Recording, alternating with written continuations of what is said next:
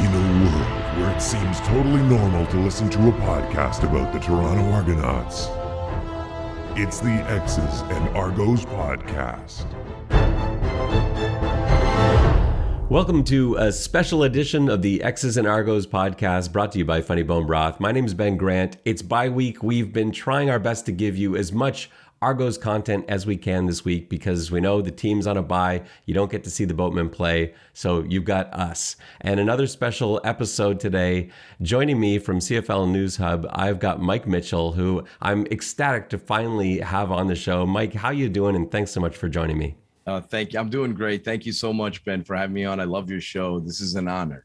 Well, I appreciate you joining me because I've got a lot of stuff that I want to talk to you about. You know, we've gotten to know each other fairly well over the last couple of months, but we never get to talk, I was going to say in person, but whatever this is, Right, it's always through texts and tweets and DMs. And I love talking football with you, especially personnel. You know, we've had some great conversations about, players coming in, what do you know about this guy? What do you think about this guy? And we've kind of, set our own lineups and everything else.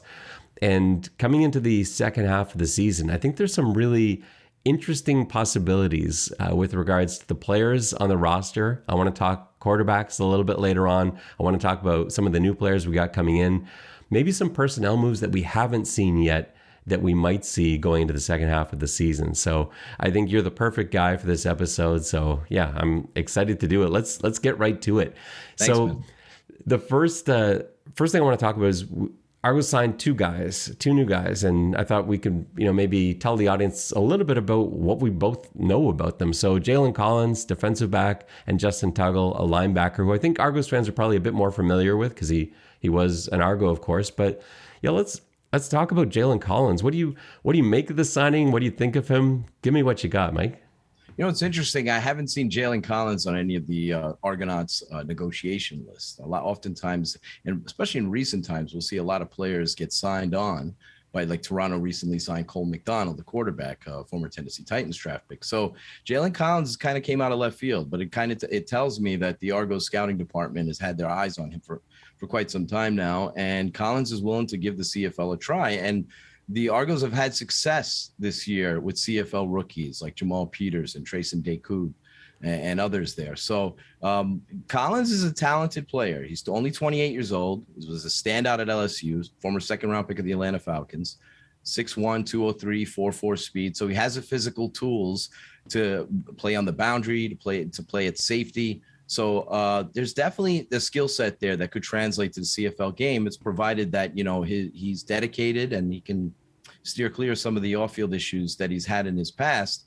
It's a fascinating signing. There's no question that Toronto sees upside with him. And he's someone who projects as a potential starter in the league in a couple different spots. You could even potentially see him at the SAM. So who knows? But I think it's a very good signing by them. I don't know how quickly he can contribute.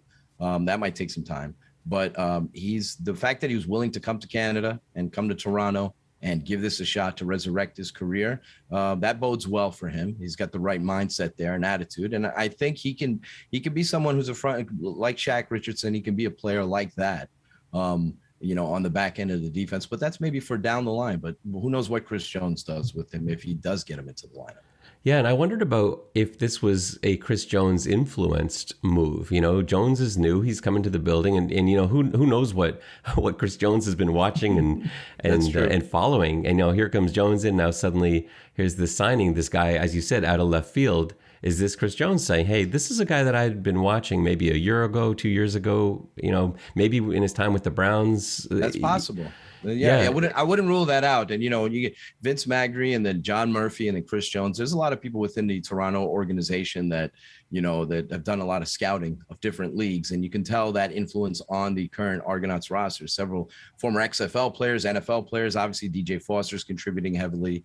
Sean Oakman is contributing heavily. You got a lot of CFL rookies from America that are doing an excellent job for the team. Dejon Allen protecting the blind side there. So their scouting department is working overtime, and you can tell that they've been looking at different leagues and different avenues to bring in players. And so I wouldn't sleep on Jaylen Collins as a signing. It could turn out to be, much ado about nothing, but he could turn out to be a key factor like DJ Foster has been for the team. Yeah, Jaylen Collins has the measurables. He was extremely fast. We haven't seen him, I guess, in a little while. But yeah, he was really fast. He's got good size. I think probably usually with guys like that, you don't often see someone come in out of the blue into that Sam spot. That's But true. I do think he profiles quite well as a Sam backer when you kind of look at his style of play. His physicality. He's played safety, but I think probably a guy like that. It starts at corner and starts to learn the game. And if he's going to get in this season, I think it's probably going to be at the corner spot. And we're still there's injuries, right? Like you look at the corners, we weren't in a world where we were expecting Jamal Peters and Tristan Deku to be playing the corner spots, just like a month ago, maybe a little bit more than that. But yeah, Robertson Daniel goes down. Arjun Cahoon was having some injury issues, and then suddenly Deku was in there. They had that flexibility with the other Canadians that were on the roster. So you never know. But at some point, you sustain a few more corner injuries, and they're going to need to go back to the well. So, a guy like Collins, I think could be huge. Versatility in the CFL is extremely important. Anytime you've got a back end player like a Cresden Butler or a Shaq Richardson who can play multiple positions on the boundary at safety, you can move them around. Obviously, Edwards can play all over the place. Someone like Dexter McCoy can play all over the place. So if you can have someone who the Argos this year have moved guys around, recently Trayson Deku has moved over to play halfback there, and he was playing the corner position there. So anytime you can, I could see with Toronto the level of success they've had with players like Peters and others is why they're willing to dip their toes in the water again for an American defensive back, because I've been pretty impressed with these players, the way they've transitioned to CFL game. It's not easy to play in Canada to make that kind of transition. The Argos have been fortunate to hit on the American players that they have hit on, specifically at that position. Yeah, for sure. And the Justin Tuggle signing, this one is maybe a bit more intriguing because it suggests a few things. So like when you saw that come across the wire, Justin Tuggle signing, a guy that he's a middle linebacker. He was playing middle linebacker for the Tiger Cats in the 2019 Grey Cup. We had him in Toronto for the 2017 Grey Cup win, and he played the following season as well. That one to me, that worried me when I saw that signing. And I like Justin Tuggle. I think he's a really good player. I guess he's got to be like 30, 31 now. And, that's fine. That's, on this defense, that's one of the younger guys in some cases. But that immediately set off alarm bells because I know that we've got a couple guys banged up right now. Does this mean they think these injuries to Judge, to Mwamba are going to carry on? Everything I've heard about with Judge is that it's going to be a while before he's back with the team playing. Now, initially they fear that his foot sprain was season ending. Perhaps he's out for 6 games. Hopefully that's not the case. But I agree with you, Ben, in the fact that this worries me a little bit. If you look at the last 2 games that Toronto played, they got run all over. And as much as I like Dexter McCoy and Vontae Diggs, they're not Mike linebackers. So, and Tuggle has experience playing on the mic, and he also has experience playing a lot of different areas. He can play outside at linebacker, and he's an edge rusher as well. He had 3 sacks with Toronto. He has 6 career sacks in the CFL, and I think he had 3 sacks the last time he was with Toronto. So he has that versatility to play a couple different spots, but this does concern me. Like, I'm not saying that Tuggle's going to start right out the gate at the mic position, and hopefully Jack Cassar and Trevor Hoyt step up and play better, but I don't, as much as I love the performance of McCoy this season, and Diggs is a talented backer, I think they're out of position. I don't know if they can hold up against a run in the middle of the defense. So Tuggle might be coming in to fill that position. The sooner they can get Mwamba back, the better. That would help their entire front 7. But with hamstring injuries are tricky. There's fear of putting a player out there too soon and them tearing the hamstring and being done completely for the entire year. We're in the stretch run now. There's 7 games left.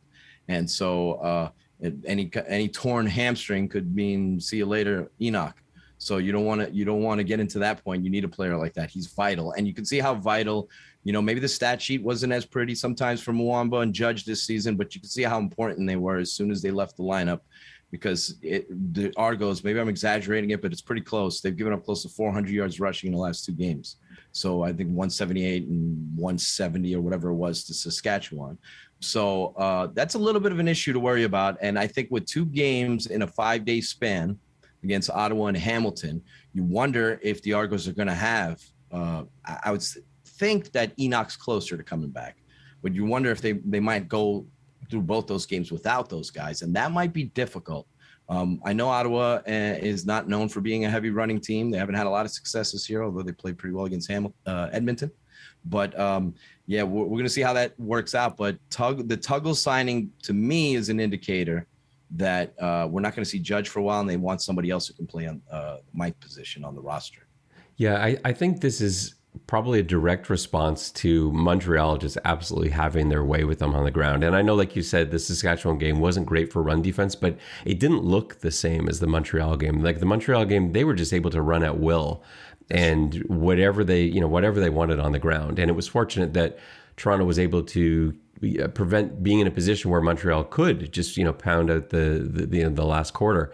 Montreal had to come from behind, and I think that was a good thing. But I think they probably looked at that and they're like, yeah, we don't have a guy in that spot because I love Diggs. I think McCoy's great too, but like you said, they're not MAC linebackers, and so it maybe not thinking long term for Enoch, but thinking what if he did go down again? We need another answer, and they haven't been able to get Bear Woods on the field, and there just really isn't anyone else on the roster. Jack Cassar is a middle linebacker, but with that hip injury he's had, he hasn't been able to get himself on the field since that opener in Calgary. So yeah, there's question marks. So bringing in a guy like Tuggle, that way now they know if something happens to Enoch Mwamba, we've got this guy that we can count on. And I think he'll probably end up on the roster pretty soon.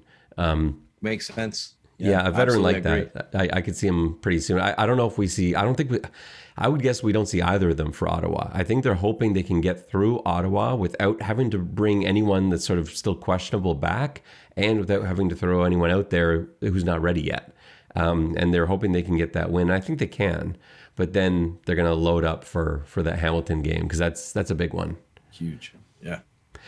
Let's move the conversation to quarterback a little bit because this is one that I love talking quarterbacks with anybody who knows Argos football, and Argos football as well as anyone. So this has become an interesting bye-week debate. When we had Paul Woods on earlier in the week, and I think you caught that, and he said no question.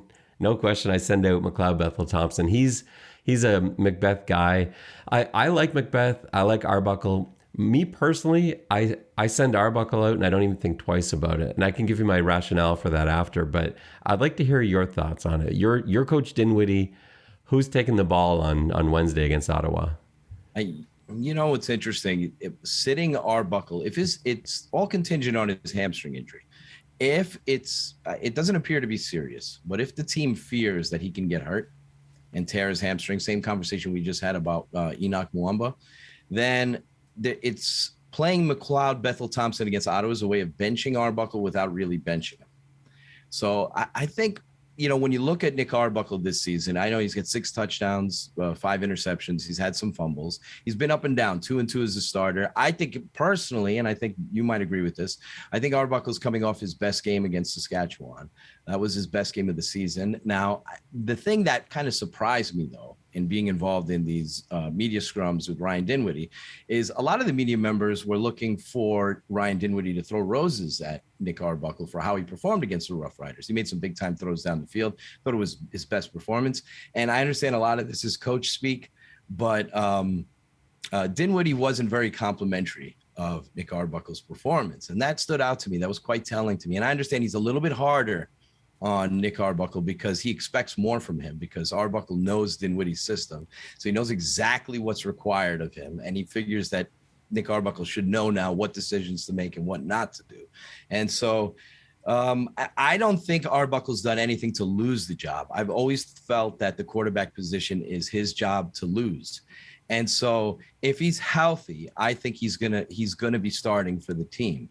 I don't think we're at a position where you could say, Arbuckle's faltered so heavily that you have no choice but to go to McLeod. But I don't know what the coaching staff is thinking. I get the sense that and I understand he's a perfectionist, but I get the sense from Ryan Dinwiddie that he hasn't been happy with the missed opportunities that the offense has had and in some of the decision-making. And that's been Nick Arbuckle's biggest Achilles heel is his decision-making, how he holds the football in the pocket, some of the fumbles he's had. The play against Hamilton was dreadful, where he threw that interception, where the Argos had no business coming close to losing that game. They won 17-16, a game they dominated. They had no, Dane Evans was out. They should have been able to dominate that game and win easily. But Arbuckle made a huge mistake at the end of that game. And if not for an extra point hitting the uprights, who knows? Toronto might have lost that game. So they had no business losing that. So I think they're getting to the stretch part of the season now, with 7 games left, where the Argonauts know that they want to make a push for the playoffs, potentially win the East. And everything I've heard and my sense of the organization is that they feel that this team is ready to win a championship now. If this was a rebuilding team where they want, they felt like it's without question, Nick Arbuckle's our starter and we need to get him reps and we need to find out if he's our future, then I feel like for sure 100% Arbuckle would be behind center if he's healthy. But I wonder if the organization is wavering a little bit and thinking, does McLeod Bethel Thompson give us our best chance to win? I would start McLeod Bethel Thompson against Ottawa and then play it by ear. It's a way of benching Arbuckle. Not to say that it's warranted for him to be benched, but it's a way of benching him without actually benching him and giving McLeod Bethel Thompson another chance to start and keep that dynamic they had going with Pipkin backing up McLeod Bethel Thompson. I thought that worked very well in the last game and helped fix some of the issues that Toronto's had with short yardage in the red zone. So I would do that, and then you go from there. It's going to be fascinating because if Nick Arbuckle's not 100%, you're making a decision who your starter is going to be really for 2 games in a sense, because it's a quick turnaround. You're playing Hamilton 5 days later, so you don't want to prepare for Ottawa. They're going to be haven't been practicing yet for Ottawa. So you don't want a situation where you only have a couple of days of practice and you don't have your starter working with your team. So hopefully Arbuckle's health's a key in all of this. And I would go to McLeod. Not for the entire season. I would go with him towards against Ottawa. And if he's hot, you ride the hot hand until he's not. And I don't know if the organization is going to make that move, but we'll see what happens when practice resumes. So you said about 7 things that I want to touch on there. let's start with the Ottawa thing, because I think there's danger's the wrong word here. I think, now I'm often wrong on this, but I feel like Toronto is going to annihilate Ottawa on Wednesday. I think you get a week of film on this kid. I don't think he's going to look anything as good as he did against Edmonton. I also think Edmonton is not a very good football team. And I think Toronto is a good football team. I think they're coming off a week's rest. I think it's something they needed. I expect the Argos to look really good on Wednesday in pretty much all phases of the game. And I think whichever quarterback you put out there is going to be really hard to replace anytime soon, because whoever it is, I think is going to put up a big game and is going to put up numbers. And so part of me wonders too, I feel like, maybe I'm overthinking this, but I feel like if we see Nick Arbuckle out there against Ottawa, something in the back of my head starts wondering, does Coach Dinwiddie, is he putting him out here because he wants his guy to succeed? Is he pulling for Nick Arbuckle? Is this the guy he wants running his offense, and he knows that McLeod's going to go out there and throw for 400? And I don't not that he wouldn't put the best guy out there, because I think Sure. He would. He wants to win. But Absolutely. I do wonder about some of the decision making because it's Ottawa. Does that change things a little bit? I don't know. Just something that occurred to me as you were talking about. Yeah, I think if Arbuckle's healthy, if he can practice, he's going to be starting against Ottawa. The problem is if he's not 100% healthy, you can't have McLeod Bethel Thompson take all the first team reps and Arbuckle be limited, and then on Wednesday you just put Arbuckle out there. It's not. It's not ideal situation. And if you want to have optimum success, even though you have an opponent, as you mentioned, and rightfully so, not trying to be disrespectful towards the Red Blacks, they have some elements of their team that worry me from a Toronto aspect. Special teams, Devontae Dedmon is a problem, and Toronto's had their issues in that department. And Caleb Evans was impressive. He talented college career. I honestly, super impressed by how he played in the first game. That's impressive for a CFL rookie to come and play that way. But on paper, Ottawa's defense is not very good.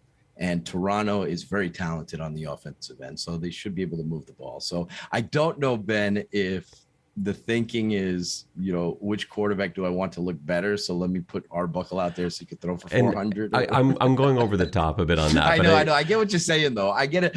I think my opinion is I think Arbuckle's the team starter because I think it's his job, and I don't think he's done anything to, per se, lose it. So I don't know that he's knocked it out of the park, but I think he's played well enough. The turnover touchdown ratio is not very good for him. I think he's got 9 turnovers and 6 touchdowns. So maybe he got a rushing touchdown or 2.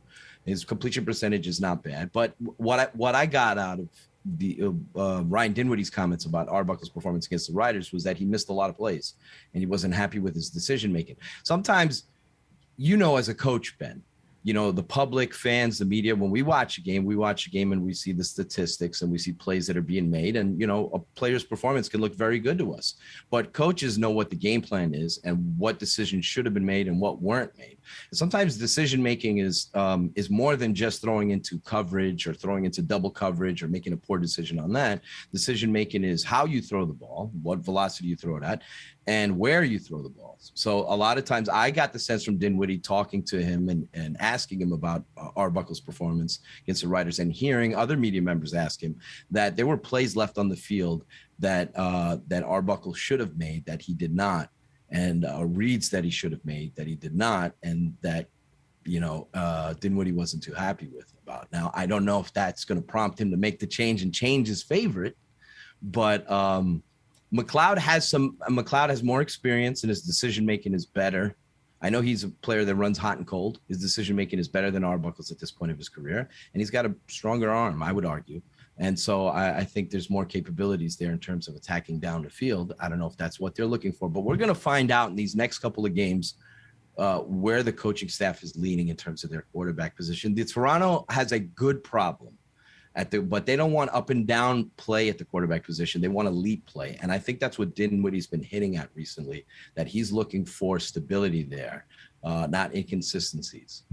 The Saskatchewan press conferences was a funny one because I told him I thought that was his best game. That's what I said to Coach Dinwiddie in the press conference. I'm like, I thought that was Nick Arbuckle's best game. And he looked at me like I had 2 heads. And I was like, what did I miss? But even on a rewatch, I went back through it. And I think it's like you're saying, like there's little things, they had obviously talked during the week. In this situation, we're going to do this. In this situation, you're going to go here.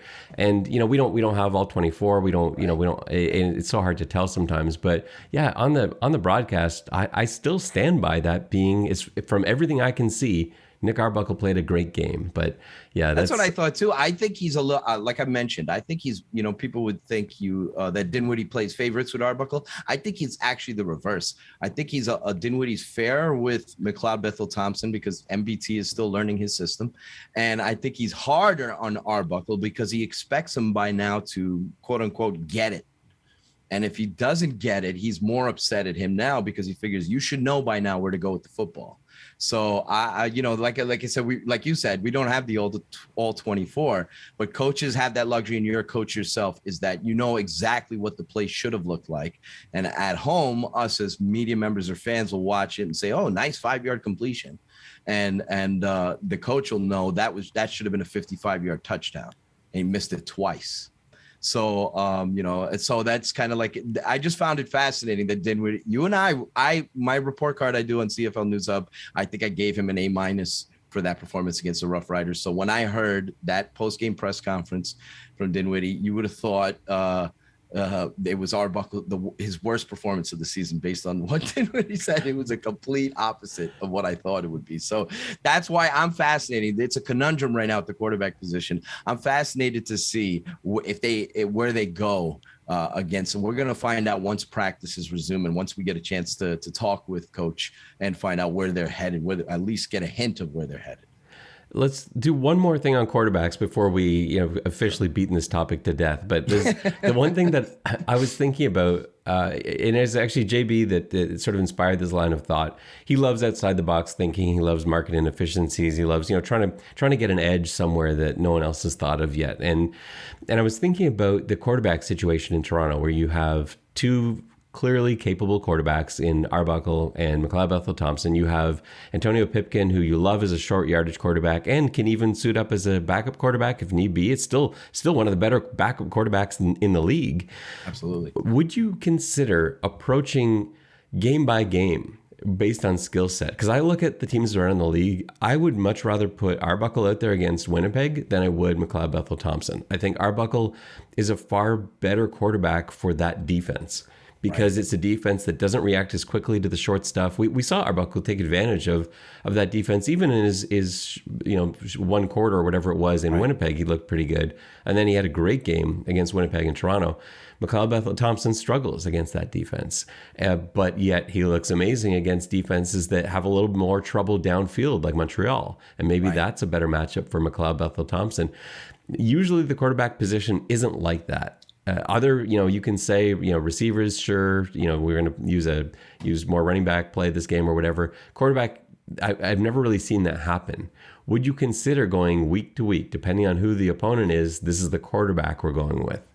I think I can definitely see that happening. If there's a defense that struggles against mobile quarterbacks, if Arbuckle's starting and he's healthy, you can deactivate McLeod Bethel-Thompson and play Antonio Pipkin behind him based on that. I think that's a very good idea. I think Pipkin needs to be utilized moving forward. The week leading into the Montreal game, I posed the question of whether or not the Argos, little did I know that Arbuckle wouldn't play at all, but whether or not the Argos would be interested in dressing Antonio Pipkin to help him with their short yardage issues. Obviously, they had 2 red zone drives against the Riders where they came away with whatever it was, 3 points, no points.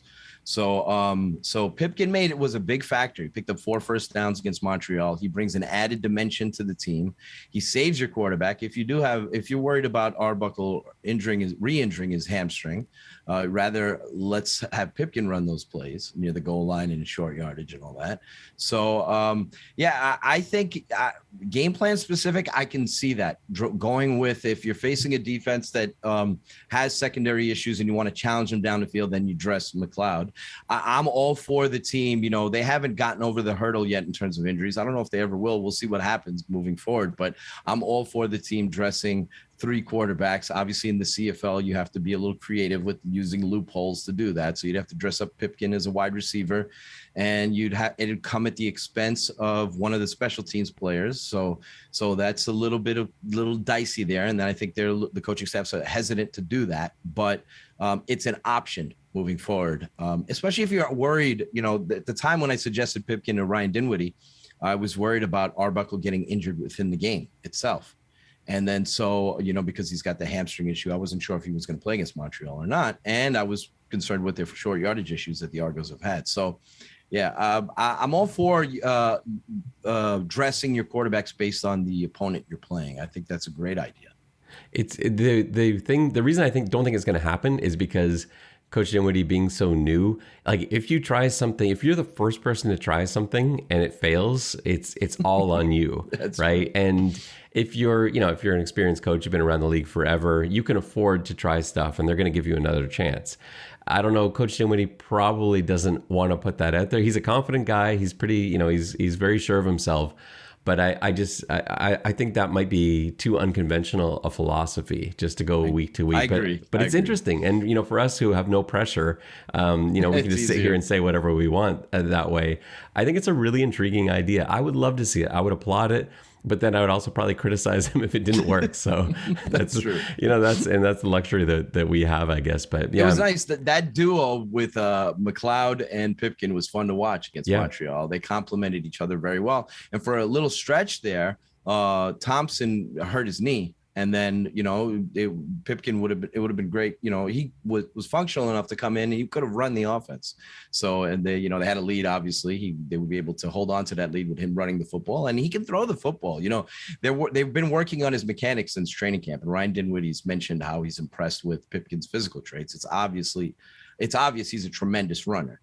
So there's some upside there with him. And I think the coaching staff likes him. So, we saw his abilities. I think he can make bigger plays than he did, but he was an asset in that game. And that's an area where for whatever crazy reason, it frustrates me to no end when teams can't convert third and ones or to second and ones, with the line of scrimmage rooms being what they are in the CFL.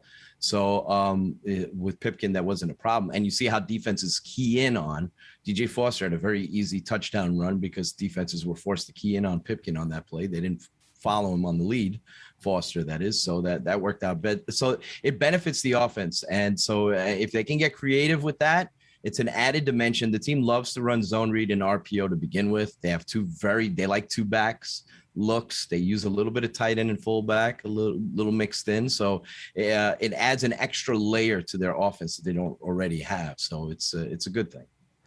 The last topic I wanted to get to with you is I want to talk about some of the personnel that we haven't really seen yet. I know signing Cam Phillips, way back when, I think, you and I probably both thought this is a guy that's going to get on the field pretty quickly, just seeing what he did. You got to see him a little bit more than I did.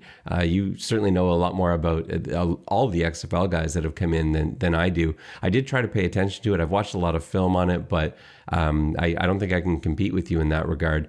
What is it about Cam Phillips that is keeping him off the field? Because when I watch tape on him, he looks ready to go.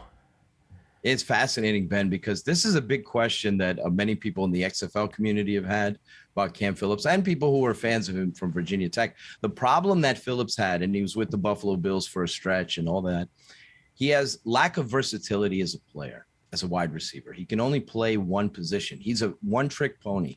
So he has very good hands, but he's not very fast. He's a good route runner. There's no question about it. But he's at 4.7 speed, and he's not a special teams guy. So it's why he hasn't latched on to NFL teams, because in order to make an NFL roster in the 4th, 5th, 6th, 7th receiver slot, you have to play special teams. You have to be either a gunner or return kicks and punts. Same thing in the CFL. To justify you dressing as an additional receiver, you have to have added value. So and I think Cam Phillips is a very good receiver, but it's telling to me that he hasn't made his way onto the field yet, because it is difficult transitioning into the Canadian game. There's no question about it. And so it's not easy learning all the different positions you need to learn, and learning the different style of play. But I think Cam, it's telling to me that it's very possible that he hasn't picked it up like other receivers have. Like obviously Daniel Braverman has some experience in the CFL. He was in Calgary with Dinwiddie. But guys like Damon Jean-Pierre and others, they done a very good job with the limited amount of time that they've had. So Phillips, if he were to get on the field, is very similar to Kendall Wright. Excellent route runner, excellent hands. I think he would be productive, but I don't know how versatile he is. And that's the reason why he hasn't made it in the National Football League, because if he's not a starting receiver on the outside or maybe in the slot, he doesn't have very much value anywhere else. Now, you brought up Kendall Wright, and that's another guy I wanted to talk about a little bit. I wouldn't be surprised to see him leapfrog Phillips at this point and find his way into the roster before Phillips does. Wright, I think, has a bit more versatility. I feel like you can play Kendall Wright pretty much anywhere, and we haven't seen him play in some time. Checking in on some of the guys that had covered him in the States, they weren't too complimentary of what his play looked like in his last couple stops, but I just from remembering his play and going back to watch some of his film when he was being productive, there's a lot to like there. Do you think we see him in the second half of the season? I hope so. If we do see him in the second half of the season, that means that the coaching staff's extremely impressed with him. Obviously, he's a pro, NFL veteran. He's got seasons in the NFL with 92 catch years. He had a big career in Baylor. He was a standout there. So if he does make it onto the field quickly, that bodes well for him. That means he's ready to go and that the coaching staff has faith in him. I wonder, though, like you mentioned, it's been a few years with him. He's, you wonder if he's lost a couple of steps, if he's lost some explosion. I don't question his smarts or his ability to pick up an offense or run routes, catch the ball. I think these are things that could be an asset to the team. Toronto is loaded at the receiver position. They have so many different options now. They have so many promising young receivers that it's going to be a good problem to have if they can ever get completely healthy. They're going to have an issue trying to figure out who they're going to dress every week, and they're going to have to decide whether or not they want to trade one of the receivers they have. I don't know if they want to journey into that. But I'd rather keep the strength that they currently have. But Wright is going to have a hard time getting out there with the way Jean-Pierre has played, the way Gittins has played, and others. I think it's not going to be easy to take snaps away from these guys. And it's funny, I was talking to JB earlier today about Duke Williams, who I guess there's some rumors going around that he's looking to sign a CFL contract. He wants to get that done soon. He may already have. I haven't even looked around the wire today, but I was immediately interested because he's a very gifted receiver. He's a Dinwiddie type guy in that he's huge. Dinwiddie loves those big blocking receivers, that Eric Rogers, Juwan Brescison style. And so I was thinking that, but JB right away, he's like, for who? Like, where's he going to go?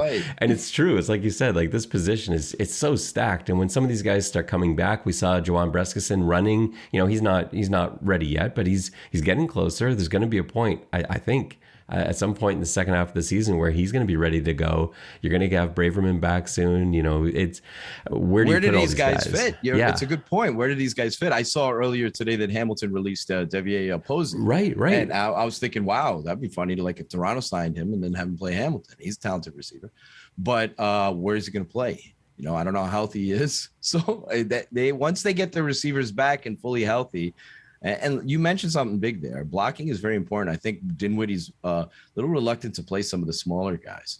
But the guys like Chandler Worthy and Damien Jean-Pierre need to be on the field. They bring an added dimension to the offense. The team has lacked explosive plays down the field. And those two players have a lot of wiggle and a lot of speed. And so they need to be factored in. I understand they're not good they're, maybe they're decent blockers. I don't want to say they are horrible, but Rogers and Daniels and Brescison are on a different level in terms of blocking than those guys. So I don't know where these players will fit. Like Kendall Wright, it's a good problem to have. Toronto has a lot of options. They have one of the deepest receiving cores in all of the CFL. So it's a good thing.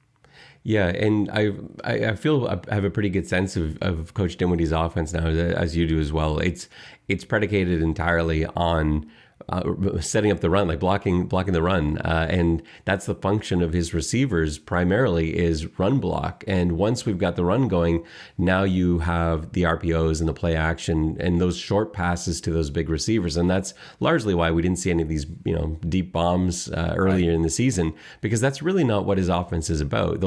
They tend to do it's double moves, right? Instead of sending someone on a go route or like a 9-8-9 concept or something like that, you see hook and go, a sluggo, stuff like that. That's a lot of it is based on deception. But you have smart defenses that, don't easily fall for things like that. So sometimes what you need is a speed guy on the outside that doesn't need to deceive. You just put him out there and let him fly by defensive backs. and then keep defenses honest. So yeah, I agree with you. Rogers is a tremendous blocker. I mean, we've seen him. He's made game-saving plays. He did that. What was it, against Calgary, week 1, with a block in the backfield there where he was in motion. So I understand the need for that skill set at the receiver position. And Brescison looks like he's getting healthier too. He's going to be a factor down the stretch. So it's going to be interesting if they can finally get these guys all on the field at the same time, healthy. It'll be interesting to see how explosive the offense can be. And who they are as well. If they're all healthy, who gets walked out there? I'm hoping that in this Montreal game, I'm hoping that, especially with this long week, Coach Dinwiddie, it's not like he's been sitting by the pool all week. He's been watching film, crunching numbers, going through stuff.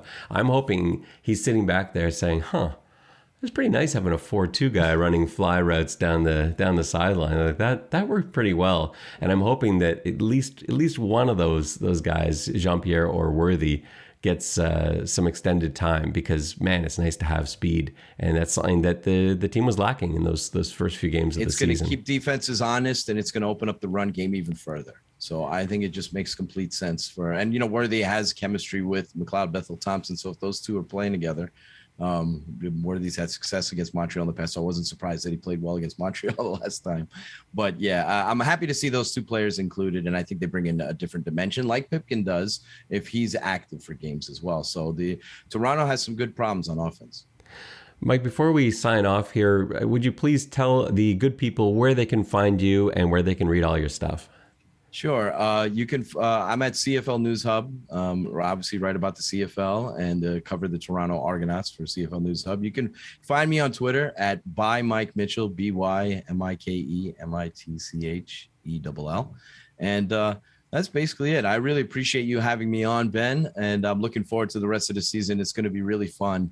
It was a long wait for the CFL to resume play, and now that we're getting into the second half of the season, it's going to be fun to see how things shake out. It's going to be exciting in the East and in the playoffs and everything else. Mike, I love reading your stuff, and you put out more. I think I can confidently say you put out more Argos content than anyone else. I don't think there's anyone that has anywhere close to the pace that you have. I know we certainly don't. We don't put out anywhere near the content you do. And so if you're an Argos fan, you're at home always craving Argos content, which I know everyone always is. If you're not reading CFL News Hub and checking out Mike's stuff, you absolutely have to. It's really good. He's got amazing sources. I think you've also got some of the best sources in the league too. You find great information, and your analysis is there too. It's not just news. It's here's the news. Here's what it means. Let me break it down for you. I read your stuff every day, and I would encourage any Argos fan to do the same. So Mike, thank you for the compliments, Ben. I really appreciate it. To have your respect, and then thank you so much for reading my work. And it's so much fun covering the league, and I love covering the Argonauts, and so it's great to hear words like that from you. Thank you. Thanks so much for joining me today, Mike. It's been awesome. Thanks, Ben. For Mike Mitchell, this is Ben Grant saying so long, and may all your pre-snap reads be good ones. I'll see ya.